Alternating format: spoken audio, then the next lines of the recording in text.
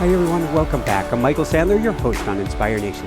If you've ever gone through dark times of despair, a lack of hope, or even incredible desperation, then do we have the illuminating show for you. Today we'll be talking with Mirabai Starr, best-selling author, poet, teacher, translator of many mystic greats, including St. John of the Cross's Dark Night of the Soul, and the author of one of the most touching memoirs I have ever read, Caravan of No Despair. Today we'll be talking about transformation, making it through the dark times, and what a dark night of the soul really means. That plus we'll celebrate the life of Jenny, Mirabai's daughter who left her too young, but whose spirit more than carries on. Plus we'll talk about Ram Dass, dog angels, the cloud game, monkey shines, and why you want to be careful of what they put in the fruit punch.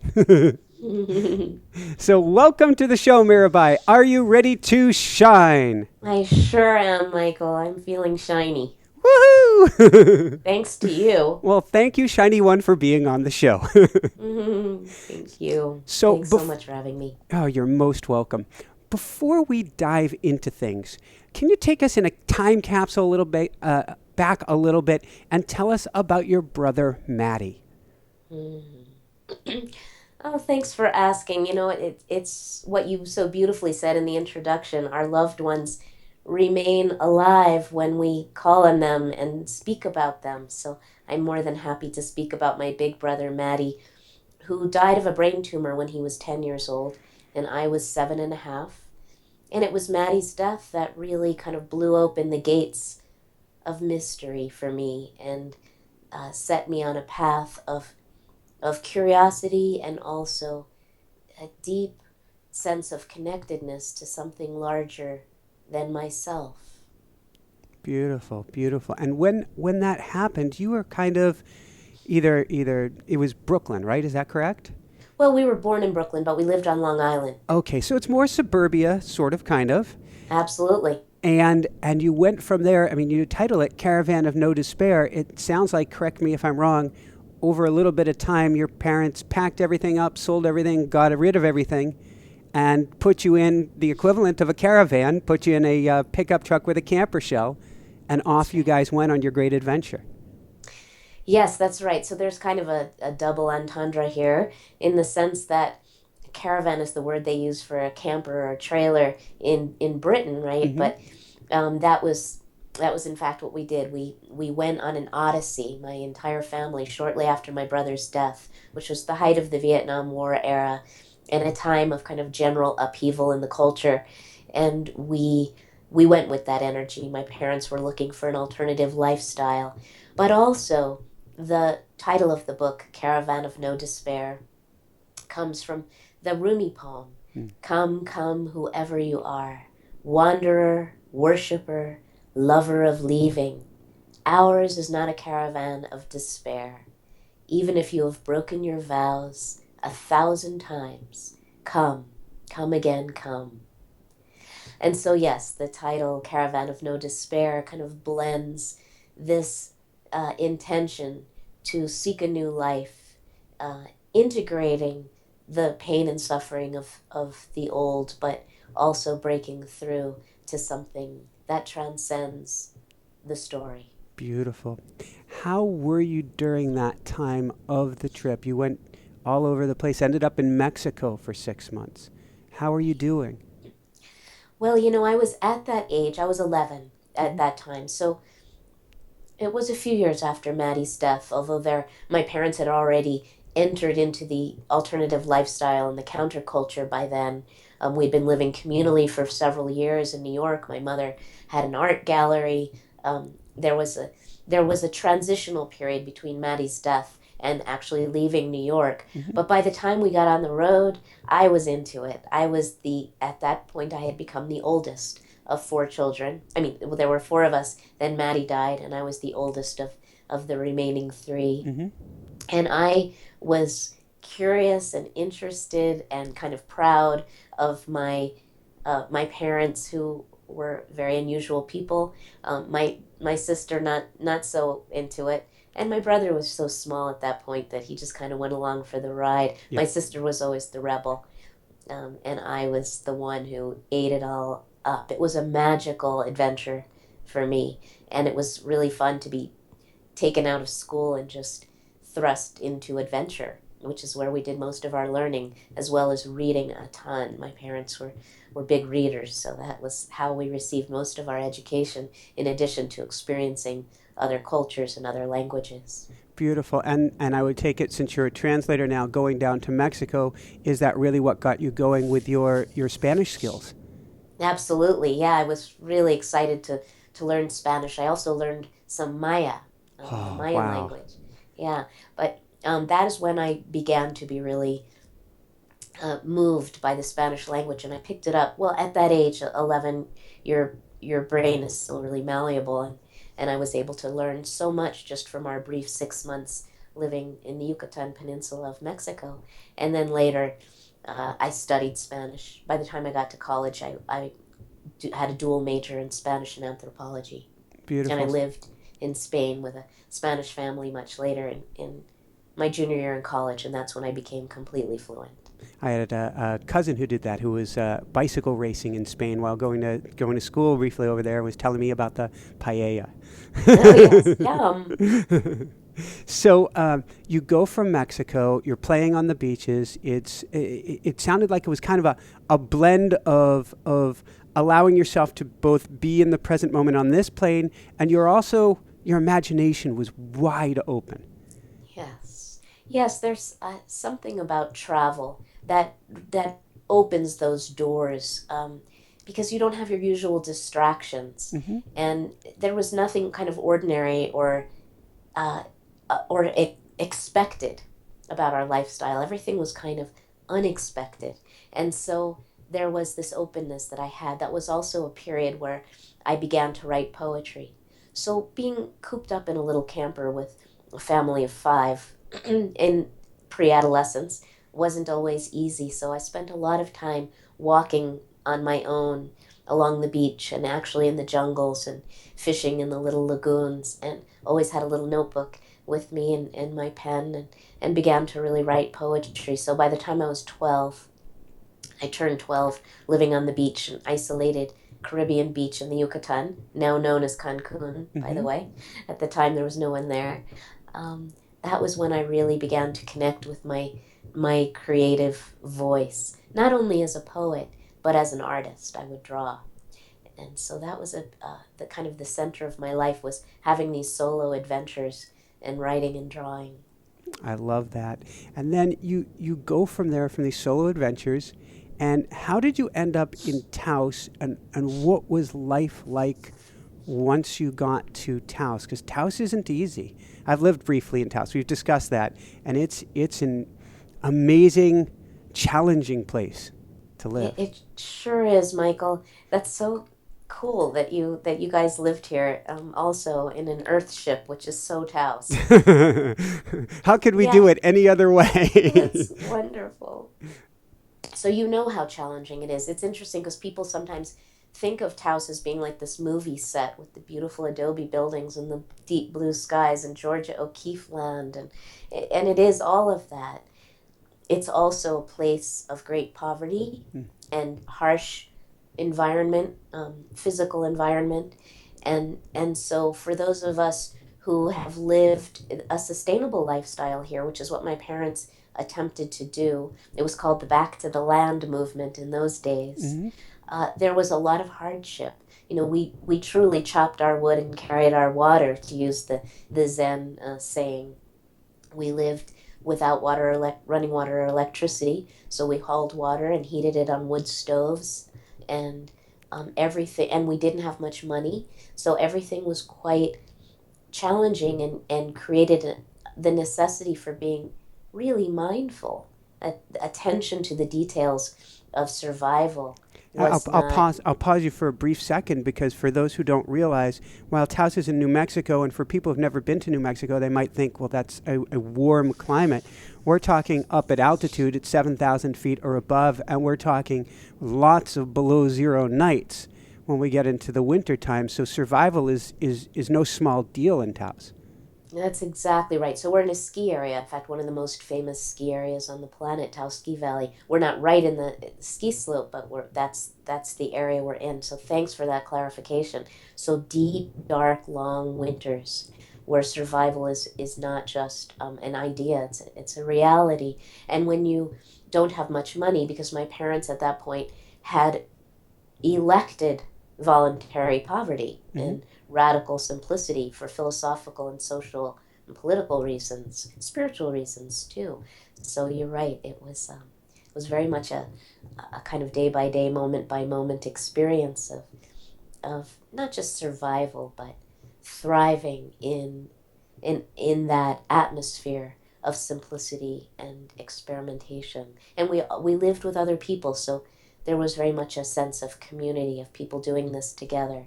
There were lots of other kids, and it was a time of families connecting and interconnecting in some interesting ways. Yeah, I don't know how much we need to go there, but might as well. It sounds like there was definitely, if it's okay, even in your family, there was some interconnection going on. Yeah, I mean, so much of the 60s and 70s was about drugs, sex, and rock and roll. And although my family was more a part of the back to the land movement and therefore more engaged in hard work than just Hmm. hanging out, getting stoned, and listening to Jimi Hendrix, there was definitely a good deal of experimentation going on, both with psychedelics and with relationships. So there was quite a bit of um, different parents being with other adults and never quite knowing who was going to be at the breakfast table in the morning. Let's go from there because psychedelics, because I think I alluded to it in the beginning, and this was an important part, an unexpected part of your childhood. What was put in the fruit punch and what That's happened? right. So when I was around 12 or 13, I think I was just 13, I was at a party at the Magic Tortoise, which is a legendary commune up in the mountains outside of Taos. And I had a glass of lemonade and it was laced with LSD, and I didn't know it. Must be that almost everyone at that party was tripping on acid, but I didn't know what was happening to me. And because I was such a sensitive, poetic, introspective child anyway, I just assumed that what started to happen was in my consciousness was part of the mystery that everything kind of reflected at that time in my life. But it got more and more intense as the hours went by, and I thought I was going crazy, and it was a very, very difficult, terrifying experience that took me years to integrate or even realize that that's what had happened. I was in my early 20s before um, I finally took LSD intentionally, and once, that was it, and found out that that was exactly, in fact, what had been happening. But the, the positive to this Hmm. really horrifying, terrifying experience was that the doors of perception, as Huxley would say, really were blown open and really did afford me access to a realm that I was headed toward anyway, but it catapulted me there. Hmm. And it was after that that I really um, launched my spiritual path in earnest because I had to understand what had happened inside me. And it, by the way, continued to happen for a long time. It took many months for me to even be able to attain something like ordinary consciousness following that experience. And often over the years, I would slip back into it very easily. It's fascinating. It's not something we've shared on the show before, but both my wife and I have had ceremonies with a Peruvian trained shaman, and so we've been down a similar path with a medicine, a vine from the jungle called ayahuasca, and it has been an experience that once you have it, and hopefully you're ready for having it, it's not something that you want to just go and scoop out of the punch like unfortunately happened with you. Um, it really alters your perception of what's real is still real, but you realize there's a lot more going on than meets the eye. We're just tuning into one frequency. That's right. Of course, for a child, you're kind of naturally attuned to multiple frequencies anyway, and so it isn't the best fit, I think, until you're an adult. But it was what it was, and it certainly kept my instrument tuned to multiple channels for the rest of my life, I would say. So, what does that mean? Growing up with that experience of realizing there's more here than meets the eye, how does that pepper your experience? Well, Michael, that's a really good question. I think, at the risk of being abstract, what that does is when I have any experience in life, any ordinary human experience, I'm able to not see it in black and white. I can I can perceive some nuances, and I know that what I see is not the final story. With what I perceive with my five physical senses is only part of the story, and so it helps me to not take things too seriously. It's sort of like once you glimpse the cosmic joke, as some wisdom teachers call it, it's hard to ever really fall for the superficial version again. And I think many of you who are listening know exactly what I'm talking about. Certain life experiences strip away the extraneous and the superficial, and it never really comes back. You're always able to remember, even when you forget again, you can bring yourself back to remembrance that it's a much bigger picture than meets the eye. It's fascinating because I'm seeing this dualism in a completely different way, which is on the one of your life specifically. On the one hand, you have that stripped away, so you know the cosmic joke, everything that's real here isn't all that there is. There's much more to this game going on. And at the same time, you had a series of really hard understatement events going on in your life from which to really test. You get a growing faith on the one side, and then, for instance, if you don't mind me sharing, you came back from another brief visit to Cancun, and your first real boyfriend, Philip, had just passed away. Right. And so this was sort of at the height of this era of altered states of consciousness following my being slipped LSD and my parents in upheaval in their marriage. I mean, they were always caring with each other, but they broke up during this time. My father was an alcoholic, and his alcoholism had escalated in the wake of the breakup with my mother, who was really the love of his life. And my mother had hooked up with a guy that we had met on the beach in Mexico the year Mm-hmm. before. So there was a lot of turmoil in the family, and Philip, my first love, was my safe place, even though Philip was kind of wild. He was a child prodigy guitarist and singer and songwriter who, at the age of 13, was playing in local bars and was blowing people away. And Philip was kind of a wild child, but he was the love of my life. I mean, I was 13, but I knew that he was. And while I was in Mexico with my mother and her boyfriend on a kind of unexpected adventure, it's a whole other story in the book, Mm-hmm.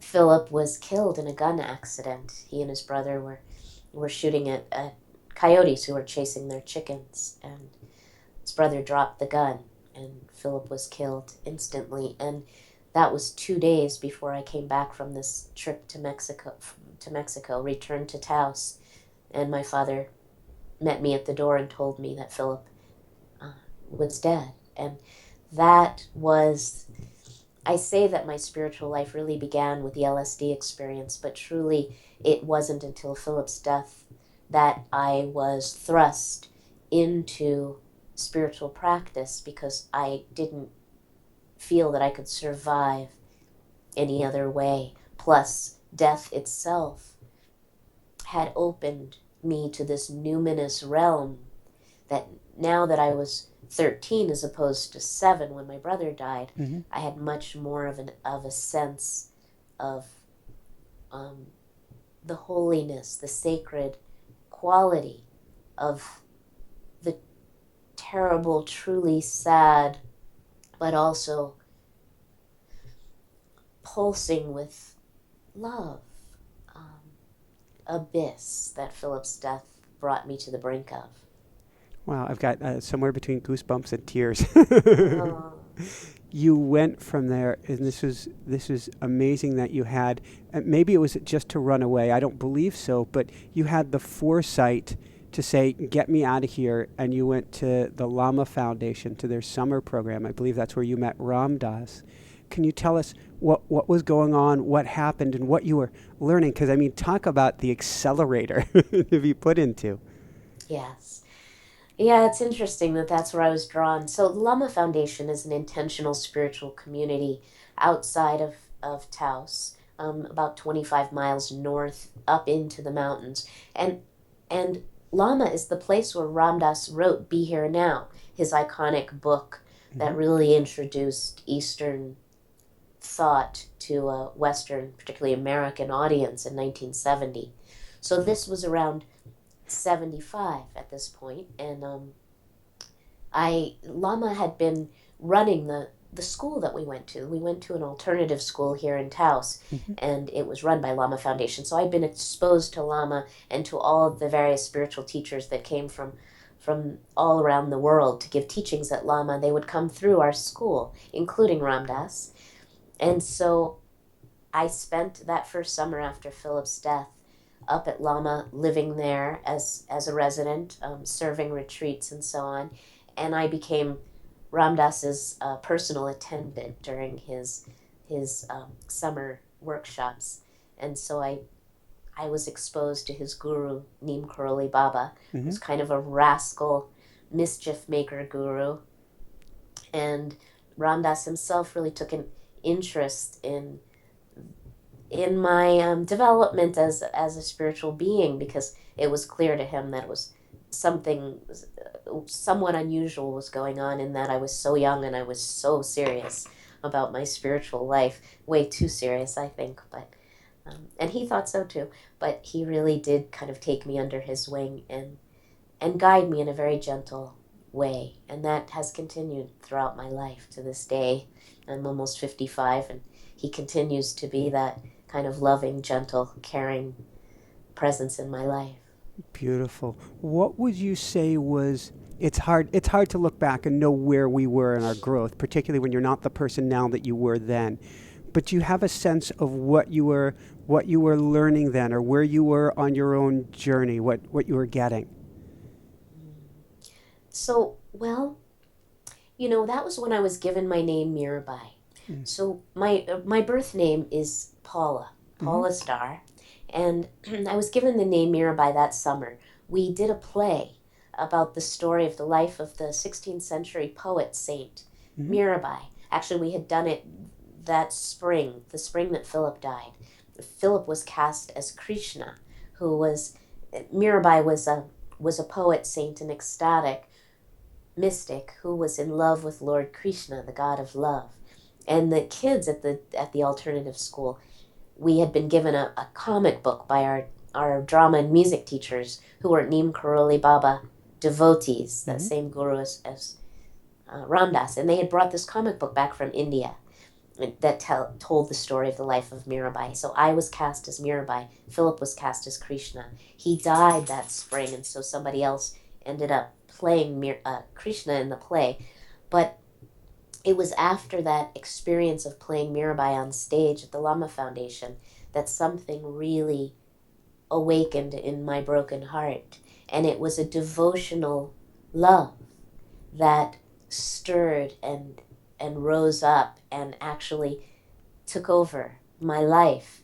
And I too fell in love with Krishna, the god of love. I think I transferred all my adolescent desire for my boyfriend onto this blue-skinned deity who played his flute on the banks of the Yamuna River and awakened the hearts of his devotees. And so that summer, when I spent at Lama with Ram Dass and others, I was on this sort of passionate devotional path where my longing for God uh, awakened everything in me and became the driving passion of my life.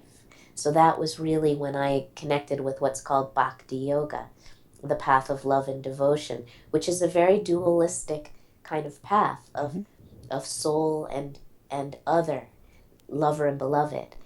It's over the years I discovered that my tendency to enter into altered states of consciousness was actually a non-dual uh, spiritual path.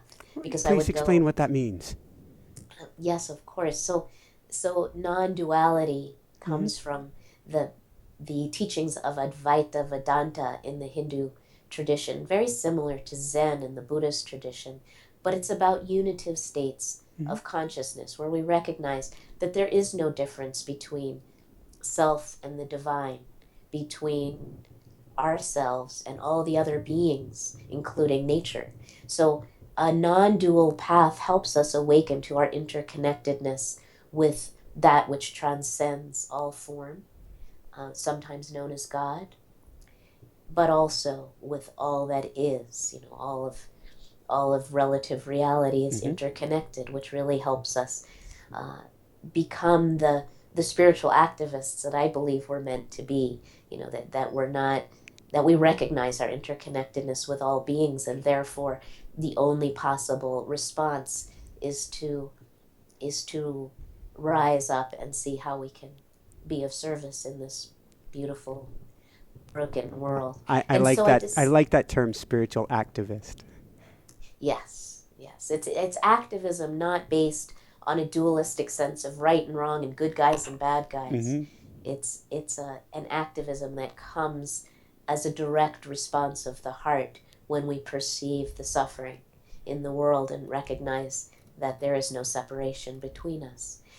So anyway, I really discovered at that time both my devotional fire and also deep states of unitive consciousness where the separate self would dissolve into the one for blessed fleeting moments. And that often, I believe, came from meditation, but probably from many things for you, I would guess. Yeah, I think heartbreak is one of the most direct paths in some sense to that state of suchness, as they call it in Mm-hmm. Buddhism, because when our hearts are broken, so much is stripped away that we end up in this spiritually naked state. And we're conditioned by our culture to get away from that nakedness, to put on the clothes of concepts as quickly as we can to protect ourselves from that direct experience of reality. But fortunately, I had enough spiritual teachings Mm-hmm. to know enough that I could actually abide for short periods of time in the fire of that spiritual nakedness and let it have its way with me. And so from an early age, I kind of learned how to do that. Could you know, or at least in moments, know that this was... I had a rough day yesterday or yesterday morning. I don't even remember what took place. It wasn't important. And so I went for a walk, giving thanks for the roughness. Oh, beautiful, Michael. So could you, in those moments, your moments were a lot rougher than whatever completely minor thing occurred yesterday morning, could you catch that? I would say not so much at 13, 14, 15, which is Mm-hmm. this time period where I was really immersed in the bhakti path. But I was being given some teachings that definitely invited me into that state, but it took years for that to really ripen. So let's go from there. We're gonna skip the whole middle section of your life in a sense up till now, meaning earlier years. Get the book. Just get the book. Thank you. And let's fast forward to Jenny coming into your life, and that it takes nothing away from, is it Daniela who you had in your life before and still in your life, but let's jump to Jenny. Mm, thank you.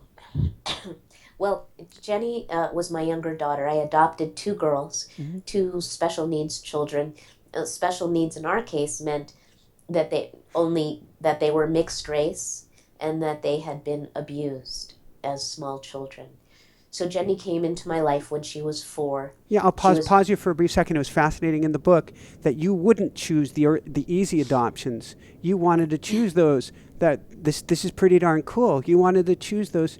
It's a really selfless, in a sense, act. I mean, there's lots of ways to look at it, but you were looking at where I could do the most good with an adoption. Hmm. Yeah, I don't know if it was selfless so much as youthful folly, thinking that I could make a difference. Right. I adopted my children not because of infertility, but because I really wanted to. If I ever had children, I decided as a teenager I would adopt children who were difficult to adopt, who were kind of stuck in the foster care system Mm-hmm. and had had a rough beginning. And so that is in fact what I did. And so Jenny came into my life when I was 30, and she was half African American and half Hispanic, Mm-hmm. ravishingly beautiful child. Barely spoke at age 4, was undernourished and underdeveloped, but quickly made up for it over the first couple of years and grew in every way and blossomed and was the beloved child of my soul. I mean, I don't know any different because I've never given birth to children. So the children I adopted are absolutely my children. There's no Mm-hmm. difference in my mind between giving birth and adopting. And I think for them, that was true too. Jenny, in fact, when she was little, sometimes would refer to me as her real mother and her birth mother as her birth mother. I was the real mother, and I certainly felt real.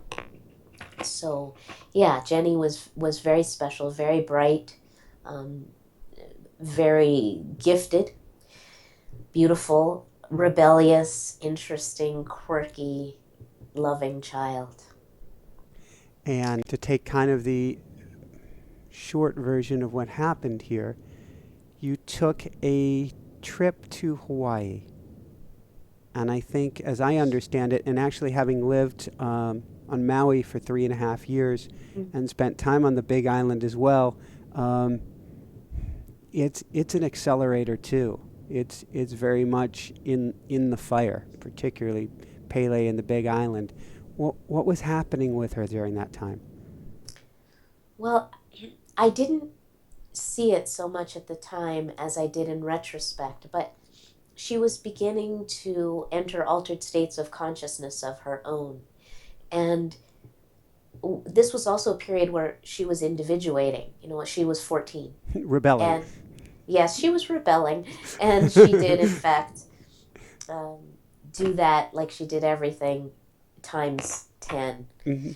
And when we returned from this week in Hawaii to Taos, it was uh, during a festival at the local Hindu ashram called Durga Puja, Mm-hmm. and that we attended every year. And so we got back from Hawaii. Jenny hadn't slept all night. It was an all-night flight, and she hadn't slept. I realize now because she was in she had entered a manic state, which would explain some of her unusual behavior over those last few days. And her birth mom had been bipolar, so this is. That's right. She had, and I had never really given that any thought. I mean, when I was considering adopting Jenny, Mm-hmm. I certainly paid attention to that in her file, but it wasn't anything that I felt like we were going to have to deal with that soon. You know, most uh, those kinds of illnesses usually come on in late teens. Mm. And Jenny was only 14, so I wasn't looking for it.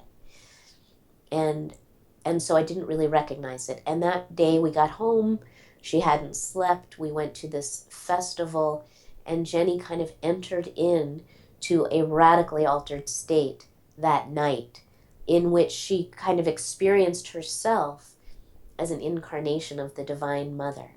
She didn't say that because Mm-hmm. she stopped speaking, actually. That was part of her psychosis and also spiritual experience. For me, the mental illness and spiritual genius are intertwined. I think for many of you who are listening today, I know that you also can relate to that fine line between creative genius, spiritual genius, scientific genius, and mental imbalance. So Jenny exemplified that in that experience that she was having. It took me a couple of days to recognize that she was having a psychotic break, and when I did, I tried to get her to the hospital, which is what I was advised to do Mm-hmm. by a couple of people who were both on a spiritual path and also psychological professionals. And when I was trying to get Jenny to the hospital, she kept jumping out of the car. And at one point, I got out of the car. The car was running. The door was open. I was looking for her in the darkness. This was very, very late at night. And I was looking for her in the sagebrush where we live in Tues. I hadn't gotten very far down the road yet to the hospital. And Jenny jumped into the car and took off. We had taught our children to drive along dirt roads around here, just like everybody does. Not so that they could really drive, but just so that they could know how, if needed. In rural areas, it's a good thing for teenagers to know how to drive. But she wasn't ready for real driving, and she took off, especially in that state where her brain chemistry was exploding. She certainly wasn't in any position to drive my car. And she drove into the mountains and crashed and died. It took us 24 hours. It took us till the next day around 1 o'clock to find out that she had, in fact, wrecked my car way up in the mountains and that she was gone. But all night long we were searching for her, and all the next morning. I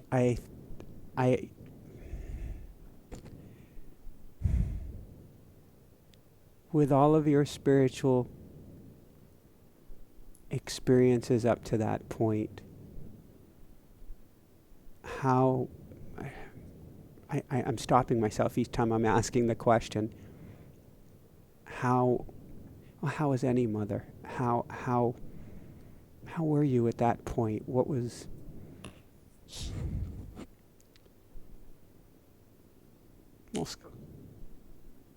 We can skip ahead. You did? Oh, go for it.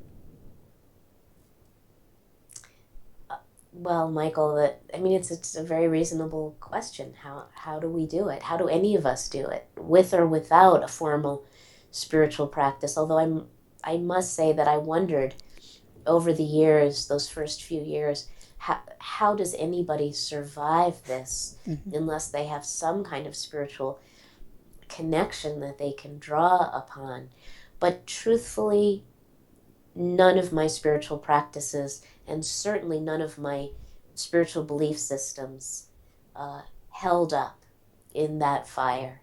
Everything melted and dissolved and crumbled, and I really was plunged into a kind of radical unknowingness and a deep emptiness that nothing could fill.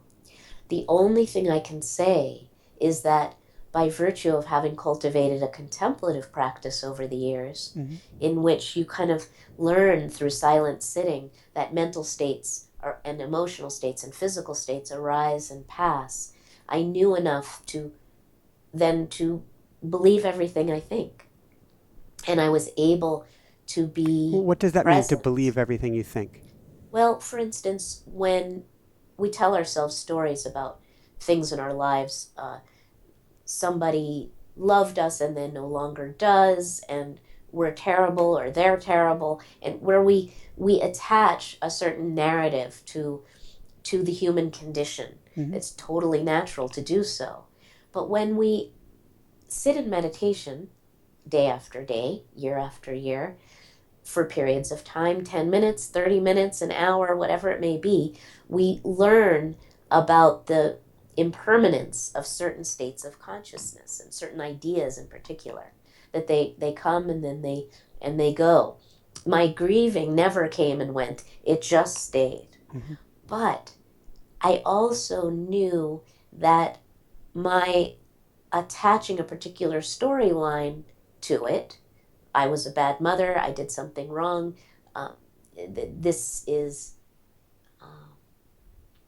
this loss is the defining experience of my life. All of those ideas were less real than the simple state of sorrow that I dropped into. there was something more pure and direct about my experience of grieving my daughter, having already experienced the emptiness of deep states of meditation. Emptiness not in the existential sense of dread and nausea and everything's meaningless, not that kind of emptiness, but the emptiness of just suchness. I was able to just be with the experience of unbearable anguish and just abide there without trying to fill in the emptiness or explain it away with spiritual concepts. Because as I said, all those spiritual belief systems were useless to me. Meditation, I couldn't meditate. I couldn't sit in the stillness and practice my spiritual techniques. None of that served me. But having done that helped me to enter into what was happening in my heart and just be with it.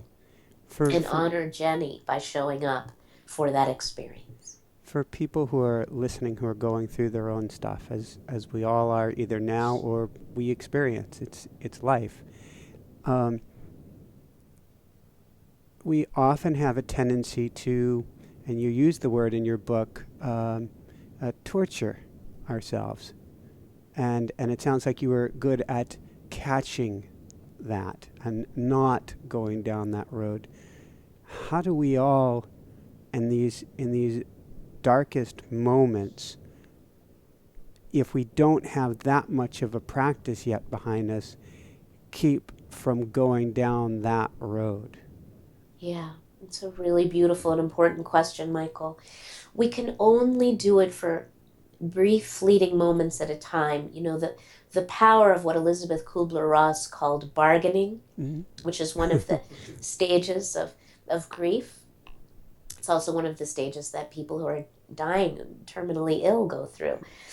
But in the grief process, you know, the first stage often is what she called denial, which is, I cannot believe this has happened. And we all go through that in the wake, I think we all go through that, in the wake of fresh loss. Like, what? Are you I used to say, what, Jenny? Dead? You can't be dead. You've gone too far. That voice used to rise up in me. I couldn't believe it. It's like the bad dream, you know, that we have when something traumatic occurs. And the next stage is anger. It's just protesting reality. This is not okay with me, whatever it is that happened. And the third stage of grief, according to Kubler-Ross, and of course, none of this is a linear process that everybody goes through, but these are just sort of universal features of the grief landscape that we might recognize as we're navigating our own path through that wilderness. That third station is bargaining, where we tell ourselves the story of what happened over and over and over again.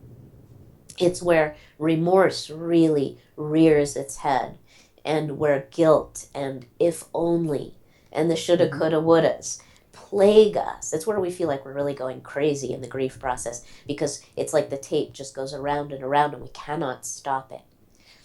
But in my experience, there was another voice that countered the bargaining voice, the voice that said, if only, and you should have, and if only she would have. And that voice was very gentle and very quiet and very simple. And it would say things like, it's okay, Mirabai. Or, you were a good mother. Or, you loved her. She loved you. You're going to be okay. She's all right. Those very simple, almost childlike reassurances that would rise up in my heart in the middle of the night when I was writhing in agony. Where do you think they come from? I think it's grace, you know, to at the risk of sounding overly metaphysical. When we are broken open by traumatic loss, we have access to a field of the sacred that is much harder to find when everything's kind of going along according to plan, when we become complacent. but trauma shakes everything up, and doors and windows open up that had been obscured by our ordinary lives. You're certainly And not focused on the TV, for instance. yes, All of that or drops right away. or how much weight you think you need to lose, or how much money you have in the bank. Exactly, Michael. There are those ordinary daily concerns just fall away, and it affords us a kind of glimpse of something larger. And I think that that's where that voice was able to break through in its quiet way and reassure me. Either that, or uh, or I had done enough psychological work that because I think psychotherapy and spiritual direction are also really important on Hmm. our path, not just meditation practice, but having some real psychological work be part of our integrated lives in this world. I think that when I was younger, when I was a teenager on the spiritual path, there was no emphasis on psychological and emotional health. And so years later, I had to really make up for that. And doing some serious shadow work, Hmm. as they call it in Jungian psychology, has been especially important for me. So yeah, there was enough of a healthy psyche there. I guess that it was able to break through and hold me during that time. I also was having a lot of dreams of Jenny. I know some people don't have dreams of their loved ones after they've passed, but I think I was so desperate for contact that I was given many, many dreams of Jenny that were really reassuring and loving and sweet. Way too short and fleeting, but yeah, Hey. they were great gifts. So going along the idea of great gifts, you talk about toward the end of the book, it's one of your chapters, and I was certainly drawn to it, dog angels. Hmm. Who were your dog angels? Well, I'd always been a lover of animals, but my my second husband, who I got together with when Jenny was 9, Mm-hmm. was really not at all sure about having a dog. And at that point, I didn't have any animals. It was a brief period in my life where I didn't, and so we didn't have any. And I really missed dogs, but I was so happy in our family. My husband had 3 daughters. I had 2 daughters, and we lived with our 2 youngest daughters. And my life was just so happy that I didn't miss having an animal. But when Jenny died, I started longing for a dog companion again, and so we got a puppy, Gita. And actually, we first we got a puppy at the animal shelter, who was hit by a car and killed about 4 months after we got him.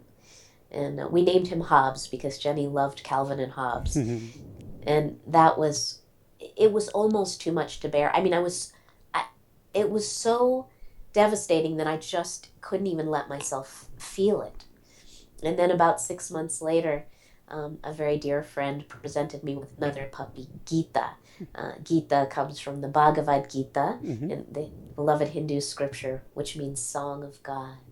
And Gita was the quirkiest, weirdest, most homely dog I had ever met. There was nothing that ordinary about Gita. She was skittish and scared and super bright, smart, sensitive, and she remained that way for her entire 14 years of life. She died just a few months ago at 14. Sorry. And there were other Mm-hmm. dogs along the way. So yes, dog angels have been a huge part of my healing and my connection with Jenny, and very important. Where has it now in hindsight? How did it catapult your growth, and what can we learn from it? Do you think? To summarize that in a little bit. Jenny's death. Yeah, and Mm, the time period, because as powerful as the death is, the time that you had to sit and be with the knowingness of her death. yes, yes. Wow, Michael, you're right. That's a bigger question than I can answer in a couple of sentences. But what I will say, well, first of all, story wise, Jenny's death coincided exactly to the day with the release of my first book, which was a translation of Dark Night of the Soul by the 16th century Spanish mystic, St. John of the Cross. And the book had literally, my first copy, my first advance copy, had arrived via UPS and was sitting on the kitchen table. And if anybody's not an author out there, when you get your first book, this is like it's a beyond word celebration, because all of your work has now actually manifested into something that's physical, that's real, that's tangible, that's staring you in the face, and it's a live thing now. Yes, right. It's an incredibly significant moment. And because this book was a translation and commentary and very creative kind of translation of Dark Night of the Soul, the quintessential teachings on the transformational power of suffering, it was particularly significant that a half an hour later, the police knocked on the door and told me that they had found my daughter and that she was gone. And so these two events not only coincided, Michael, but they collided and created a cataclysmic effect in my life. I have since that time done a dozen other books on the mystics, and also a book on the unifying teachings at the heart of Judaism, Christianity, and Islam in terms of their mystical teachings and their social justice teachings, called God of Love. But the fact that my own experience of a personal, deep, dark, transformational night of the soul happened in the same moment as this book was released into the hands of the world has really set my path.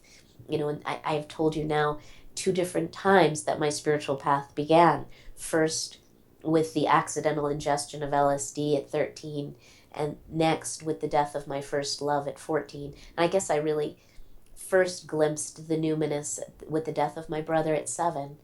Now, at age 40, I was 40 when Jenny died, I truly embarked on a path through the mystery, into the heart of the mystery. And I have felt Jenny companioning me every step of the way as book after book unfolds and I'm called out into the world to not only translate these teachings in a literal sense, but in a spiritual sense, convey the essence of the wisdom teaching of the Dark Night of the Soul, which has to do with being present in the emptiness and saying yes to the mystery, to radical unknowingness, and to allow the deepest, darkest experiences to undo us and remake us, to scour the vessel of our souls so that we can be filled with light.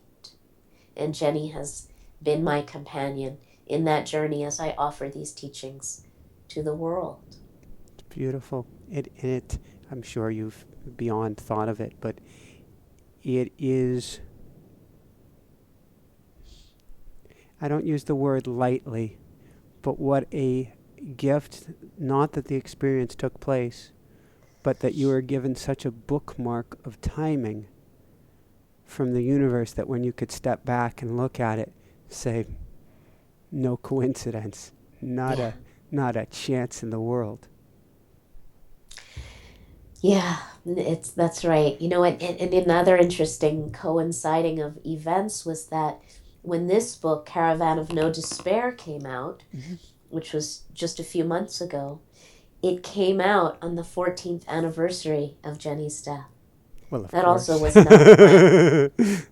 Wow. So I'm paying attention. What can I say? I'm paying attention. Yeah. So we'll go over. And it took me all those years, by the way, to write this memoir. I was very comfortable hiding behind the mystics that I was translating and writing about. Well, before we wrap things up, it's an important question. What motivated you to write this book? Why this book and why now? Well, I wanted to write it right away, right after Jenny's death. In fact, I tried. And I was in a women's writers group for 20 years until fairly recently. It just sort of gradually dissolved. But I did a ton of writing through the entire process. For those of you who are listening, you may already be doing this, but I strongly recommend writing your way through your difficult life experiences and your ordinary life experiences. Writing has saved my life since I was a teenager, and it certainly did in this case. But I think it took me 12 years. Mm-hmm. It was 14 years before the book was published, but I wrote it 12 years later to really integrate my story in such a way that it became the universal story, that it wasn't just mine. It wasn't just my journaling, my glorified journaling. You know, maybe it was beautiful writing, but it was still private somehow. And it took all that time for me to integrate the trauma, the tragedy, the beauty, the connectedness, the aloneness, all of those threads and elements needed to be woven into the tapestry that this book is, so that I could offer something to the world that would serve other people on their journey. And the book's only been out a few months, and I get letters every single day from people who say, "You have written my story, thank you." Or who say, "I have such a story of my own to tell." In fact, because of all of those letters and messages, I've set up a series of writing workshops throughout 2016 in different places. People can go to my website to find those, to help people begin to write their own story of transformation. Beautiful. What would a key message of transformation be from the book? It would be to show up for your experience, even though it feels impossible to sit in the fire. But I am inviting people to do what I did, which was to say yes to the mystery, to what is, even though what is sometimes unbearable anguish. But by being present to the truth of our brokenness and our love, the universe kind of miraculously expands to contain the impossible. And we're able to actually be present in this holy, holy, mysterious realm of love that I think we would miss if we tried to solve the problem of our brokenness and tried to fill in the emptiness and tried to remake our shattered selves. And so we just quietly and with great love say, "Make of me what you will. I have no agenda here. I'm just going to abide in this fire." Beautiful, beautiful. So at the end of the book, and this doesn't give away everything, I don't believe, but you're there with a spiritual teacher, Mataji, and you asked her a question that had been gnawing at you for, I guess, 9 years at the time. And I wonder if you could share that with her and what she said. Yes, so finally, 9 years after Jenny's death, I was able to make a journey to India, to my guru's ashram, Neem Karoli Baba, or Maharaji, to his ashram in the foothills of the Himalayas. And I was able to have darshan, or a meeting, with his successor, a beautiful elderly woman named Siddhima. And I had a private audience with her. She invited me to sit with her, which was a great honor. She knew about my daughter's death and knew that I had come to complete something about Jenny's life and her death. And Siddhima asked me if I had any questions, and I finally asked her what had been, yes, sitting in my heart all those years, because Jenny died alone, in the mountains. And so I asked her, did she suffer when she died? Which is what any mother would want to know. Mm-hmm.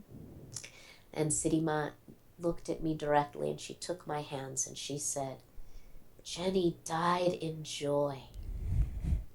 And when I began to cry, she said, "Don't cry. She died in joy." Woohoo! And so something was complete in that moment. Yay, yay. So before we wrap things up and we do a brief meditation, a question I like to ask all our guests at the end. And thank you so much for sharing that, by the way. Thank you. Thank you. You're welcome, Michael. Question I'd like to ask is, what brings you now the greatest happiness, or what I call the woohoo moment? Oh, what a great question. I will say that deep suffering has broken me open to a childlike wonderment in this world. So those woohoo moments happen throughout each day. The simplest things, watching my dog just racing through the sagebrush and leaping in exaltation of being an animal, just fills my heart to bursting. Eating a delicious square of dark chocolate and letting it melt on my tongue. So really the most ordinary things. I'm also a grandmother now. And both my husband's daughters and my older daughter have, since Jenny's death, have had babies, and they bring me unspeakable delight. So many things, relationships, Beautiful. nature.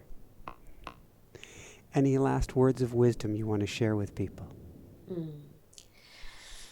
So you guys, it is not the case that I am suggesting that our deepest sorrows and greatest traumas are good news, that they're opportunities for spiritual awakening, and so therefore we should give thanks. I acknowledge that the terrible things that have happened to us are terrible, and by saying yes to what is, with love, with tenderness, with curiosity, with yielding and surrender, it is possible that that nakedness of spirit that these experiences bring us to can connect us with the source of our heart's deepest desire, which is boundless love. Beautiful. Beautiful. Well, thank you so much for sharing. Did you have a meditation that you feel called to share with us? How much time? 2 minutes? A minute? 2 minutes, 5 minutes, whatever you feel called to share is whatever. It's a gift. It's all a gift. Sure. I will lead a short meditation, and I'm going to just grab a poem because I use poetry as a pathway to a meditation, to a meditative state of consciousness. Beautiful. And just as you're sifting through your poems there, you have this light that is now glowing, emanating out of you in this huge ear-to-ear grin. Oh, you're so sweet. Okay. I'm just picking one kind of randomly here. I like it. Okay. So I invite you now to take a moment to allow your eyes to close or simply become downcast and unfocused, turning your gaze inward. Meditation is not about attaining altered states of consciousness. It's about fully dropping down into the present moment with your full attention. And so let's take 3 deep breaths, breathing in as deeply as possible and then holding the inhalation for several beats before letting all the breath go, pushing out all that air and holding the exhalation for a few beats. 3 times now at your own pace, feeling all the cells of your body oxygenated and awakened with breath, prana, life force. With each breath, noticing your attention falling more deeply into place, like water pouring from a pitcher into a waiting vessel and filling it with your attention, with your presence. Nowhere else to go, nothing else to do for this couple of minutes, but just being right here.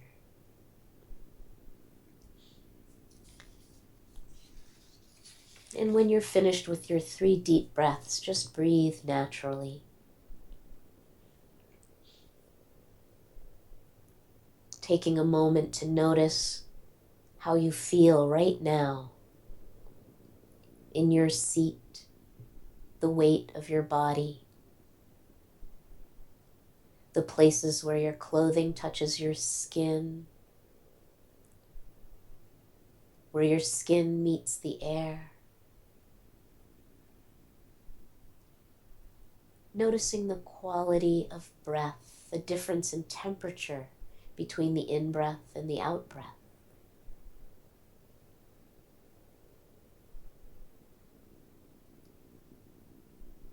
Scanning your body with your mind's eye, just noticing how you feel right now, not trying to change anything, just being aware of it. Tuning into the sounds, my voice, the spaces between my words.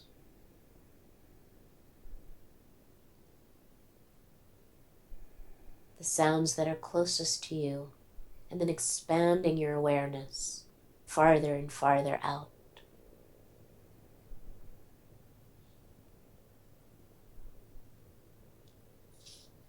Take another deep breath. And then breathing naturally, listen to this poem by St. John of the Cross. This is my translation of Living Flame of Love. I translated this for Ram Dass. O living flame of love, how tenderly you penetrate the deepest core of my being. Finish what you began. Tear the veil from this sweet encounter. O gentle fiery blade, O beautiful wound, you soothe me with your blazing caress. You pay off all my old debts and offer me a taste of the eternal.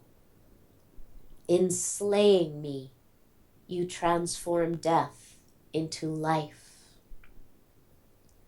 O flaming lantern, you illuminate the darkest pockets of my soul. Where once I wallowed in bitter separation, now, with exquisite intensity, I radiate warmth and light to my beloved. How peacefully, how lovingly you awaken my heart, that secret place where you alone dwell within me. Your breath on my face is delicious, calming and galvanizing at once. How delicately, how soberly you intoxicate me with love for you. So let's just for 1 minute drop down into the silence that these words open us into.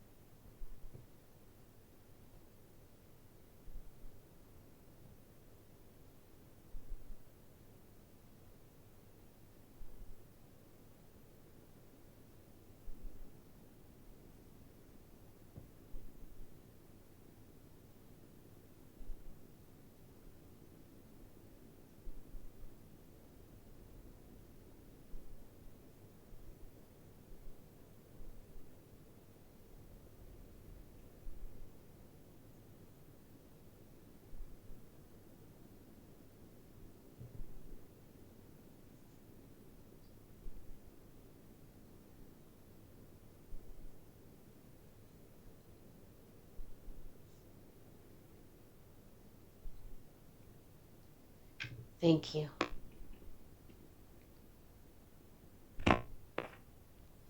Thank you. This was beautiful. Thank you so much for sharing. Thank you so much for being on the show.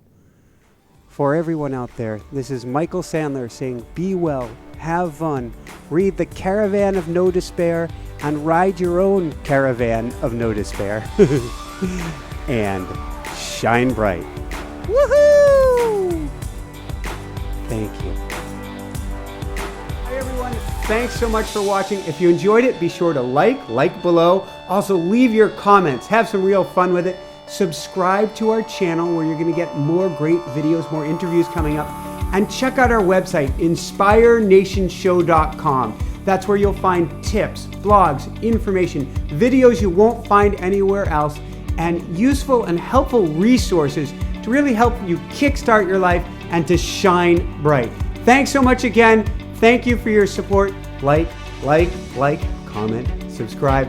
See the website. Thanks so much and have fun. Of course, shine bright. Woohoo!